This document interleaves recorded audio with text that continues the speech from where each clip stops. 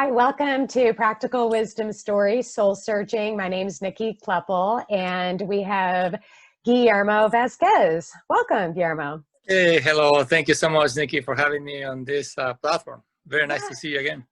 You were so memorable. You were my business partner in collaborating to bring the Dale Carnegie Leadership course to the members of the Employee Resource Group of OLA. So maybe we can start with that. What was that experience like for you? I think the experience that I gained from your class was very insightful because it allowed me to be able to communicate and express myself at a different level. I think that your class taught me how to have more executive presence. And therefore, I also saw the opportunity to be able to recommend the course to more members of the OLA community. OLA is the Microsoft Hispanic and Latinx Employees Group. It's an ERG. And that's what I really recall about all those different stories that we went through, all those different exercises. And, I believe I'm a person of confidence, but I think that I gain even more confidence by taking your course. Yeah, and tell us, I love hearing stories of volunteering and giving back. So what has been your experience as serving your community? I think to me it's very, very fulfilling. I just this year, I got inducted or voted into the communications director for the entire OLA ERG. Congratulations. Thank you so much. It's a place of privilege in a way that my intent is to build a really strong team, and we are actually already enacting in that, to be able to be the voice of the rest of the community. We're trying to put some thought and we're trying to put some data behind everything we talk about, everything we broadcast, as opposed to just the opinion of what I think or how I see the world. I think that we have almost like a little mini think tank on which we all think about the different areas on which the community can be more informed, and also taking on the responsibility of us being the voice of OLA, right? Coincidentally, we're going through the Hispanic Heritage Month right now. So we're sending communications about all the events that are being presented by our ERG across the entire company.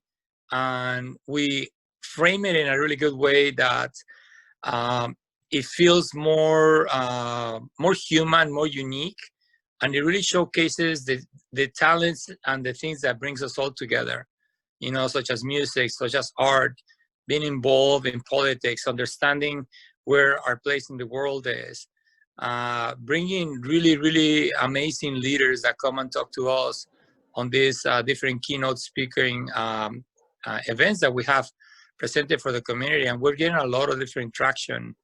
Actually, this time around, typically we have prepared for Hispanic Heritage Month on previous years. And, at the end of Hispanic Heritage Month, we are all tired because we work really hard on that. And then we go on a little mini break, right? However, this time around is way, way different. I feel like we're going to continue on with the momentum. We're not going to let it go. We're not going to just, take it to the next level by using our platform. And I'm enjoying the role very, very, very much. Well, a couple things you mentioned. You mentioned a couple things is just how, it can be exhausting, but also you said fulfilling. So maybe, yes. I think especially right now, we're in the midst of, social justice and changes that, people might be on the edge of like wanting to speak up or volunteer or do something, but also realizing, being overwhelmed with work and, maybe helping kids with virtual school and just all the things.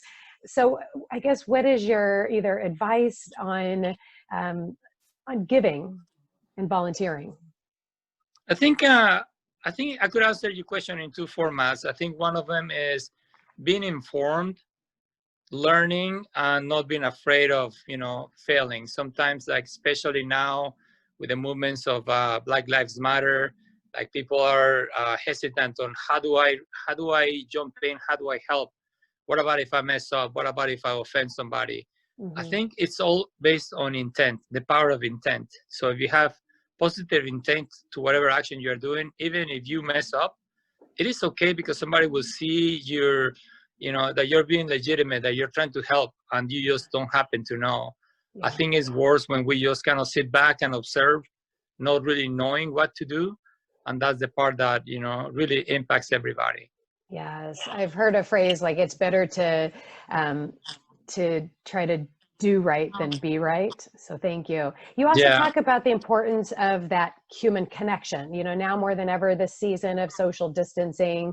So how, I guess, especially within an employee resource group like that, how do you best cultivate that belonging and that human connection? I think what we're doing with Ola is that we're just trying everything we can, right? Everything from having a trivia on Friday afternoon and just adding mementos. We're using a platform called Cahoot, on which everybody dials in. It's a really good combination between Teams and the Cahoot. And we have a whole bunch of questions. Sometimes we ask hard questions on these trivia events. It's a meetup, essentially. And we just sometimes have hundreds of people. Sometimes we have a little bit less than 90. Like today, just a couple hours ago, we had a really, really good event. And we use Loteria. Loteria is like the Hispanic version of bingo. It was really, really fun, people laughing. And then other chapters of the organization had other events, such as comedy. They had this guy named Eric Rivera, who was really, really good and really funny.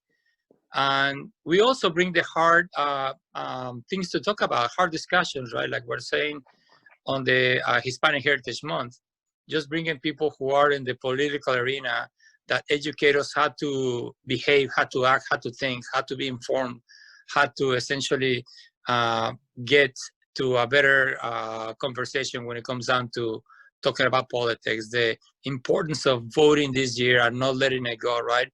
We're an organization that we cannot persuade people to vote one way or the other. It's just that it's important to vote, and that's really what matters, you know, express how you want to vote and you know, who you want to have in power. So it's a really, really good opportunity. And, you're so practical, how you add the humor and Cahoots. These are tangible, practical things that our listeners can do. And also that, you know, maybe that humor is that entry point to those more serious conversations. Thank you. Mm-hmm. It actually is. I think we have a really, really well diverse group of people who volunteer for Ola, who have all different perspectives. And I welcome all that. I think as a communications director, one thing that I really enjoy is the part where I can be almost like the editor-in-chief, right? Listening to everybody, trying to be very practical and tactical in regards to how we project that message on our newsletters, on our updates to the entire community, and then also being strategic, right? Like, oh, wait, that conversation could go really, really well with this topic that we're touching here. And okay, let's just wait a couple of weeks until our giving campaign comes along, because that's the better way to project this ask about, you know, the different volunteering opportunities that we have, as well as the pay it forward opportunities for people during the biggest month for Microsoft for giving money back to the NGOs and all of that. So it's really, really good. Guillermo, you're so generous, and also you have so much enthusiasm. Were you always like this? Tell us a story from your childhood or your youth that helped shape your character.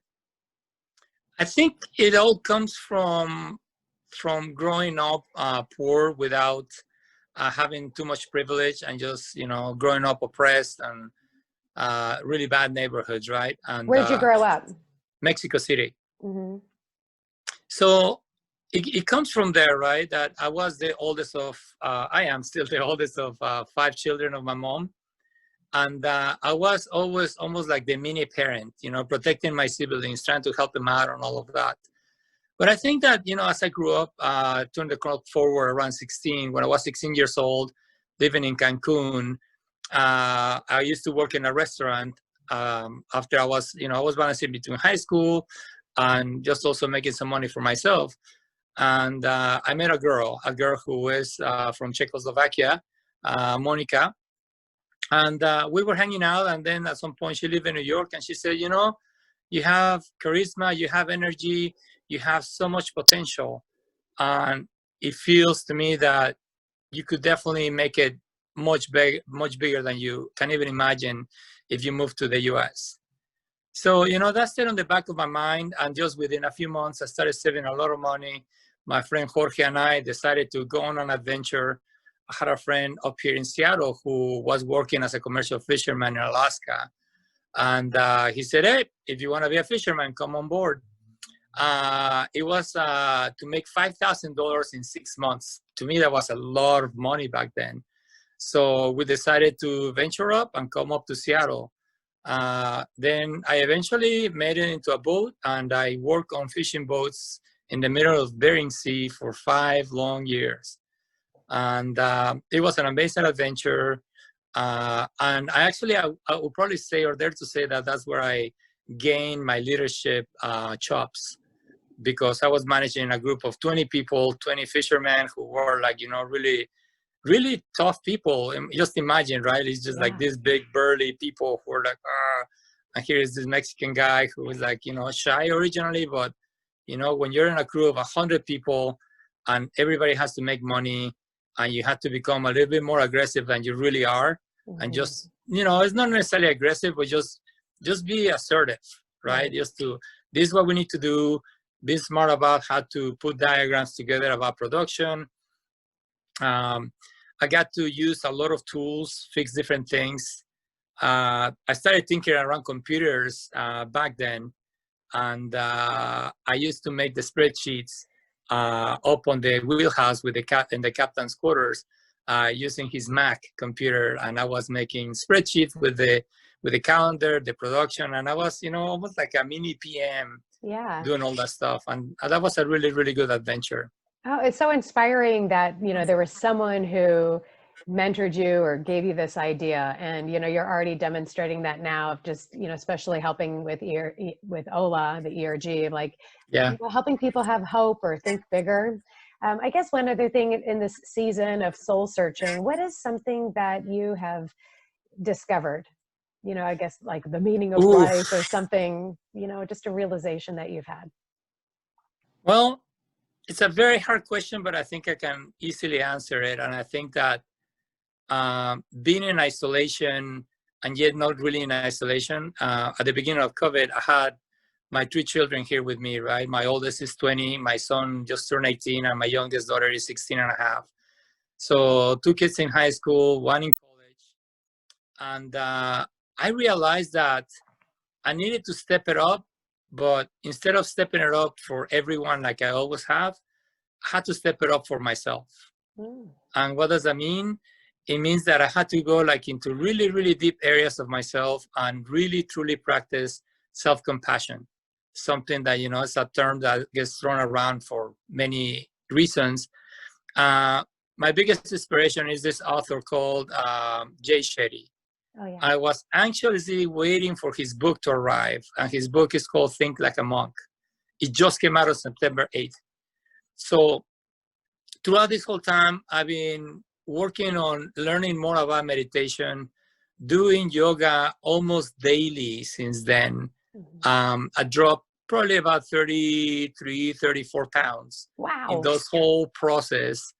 I learned to listen to my body a lot more than I ever have in my entire life.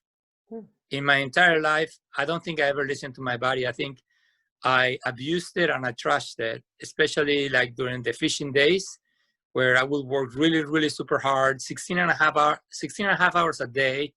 I mean, I destroyed my knees doing that job. Keep in mind that I was working down in the freezer as well, moving product everywhere. And it's just one of those things that it gives you a lot of stamina and a lot of energy just to like be all kind of burly and throwing, probably was like 44 pounds of frozen fish around.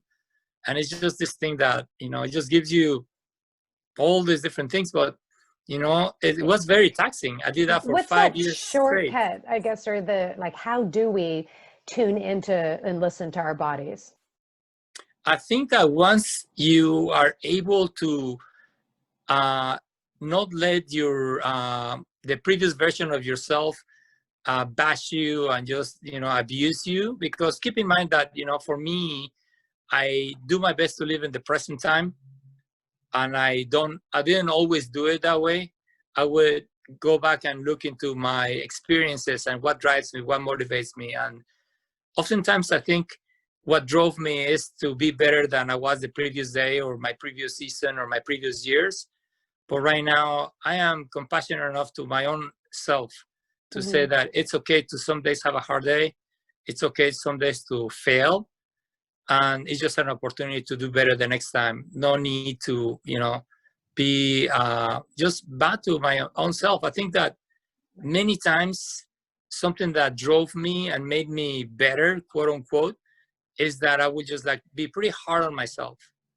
And I learned to be more calm, more quiet. I mean, I got into, having an area, just more than one area. I have areas in my house on which there is an area where I meditate. There's an area where I do yoga. I have a little health section in my kitchen where, I have all my little snacks that I take.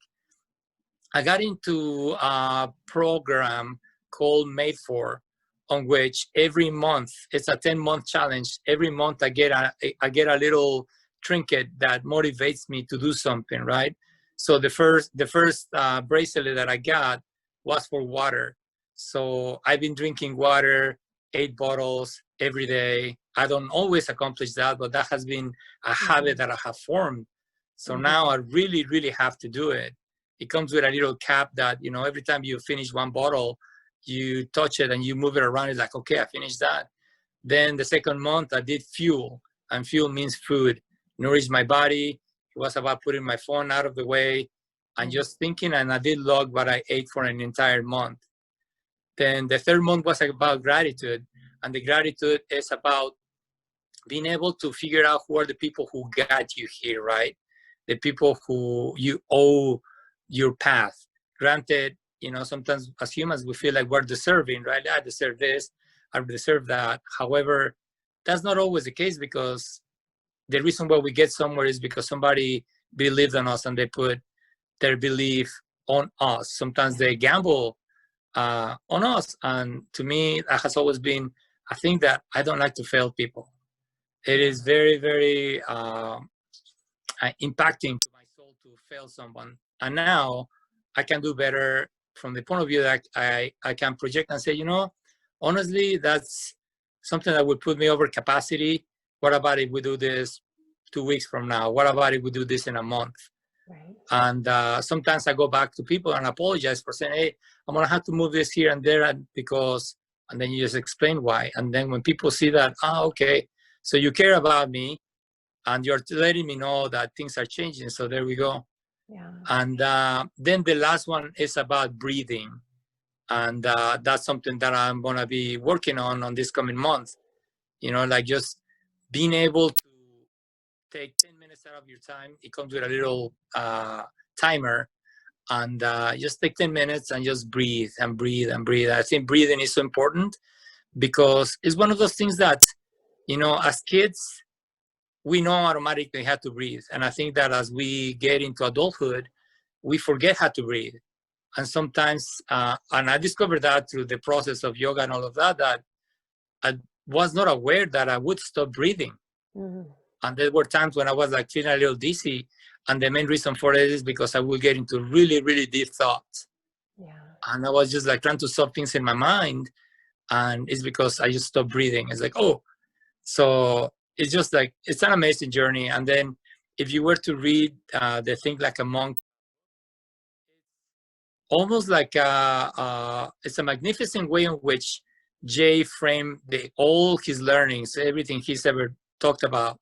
And the first section is about letting go. And letting go is exactly it, right? Letting go of that person that's holding you back. And oftentimes it's our own selves. Or sometimes we try to pin it on somebody and say, this person is holding me back. But in reality, it's our very own interpretation of how we think of that person or what the value that we give our person on our side. Sometimes when somebody doesn't really want to be in your life or, there's no alignment, we are so determined that, we try to prove something to this person that, that we're better and that we should be listened to and all those different things. And sometimes it's just like, hey, just let it go. So we learned the lesson from them and now it's over. Yeah. Yeah. Is there a mantra Like, to finish up with, what would be those lasting, practical wisdom that you have, or a mantra that you really find helpful? I think it's an add-on, and I think it has to do with presence, right? Like the mantra that Jay Shetty says is, I am present, I am here, and I am exactly where I'm meant to be. And in addition to that, for me, I say, I am present for you. And if you want to be present for me, just be yourself and just be there if you want to be. Oh, awesome. Well, thanks for sharing your charisma and your wisdom and your stories with us, Guillermo. We really appreciate it. My pleasure. Thank you, Nikki, so much for giving me an opportunity. I really appreciate you. You taught me a lot of stuff.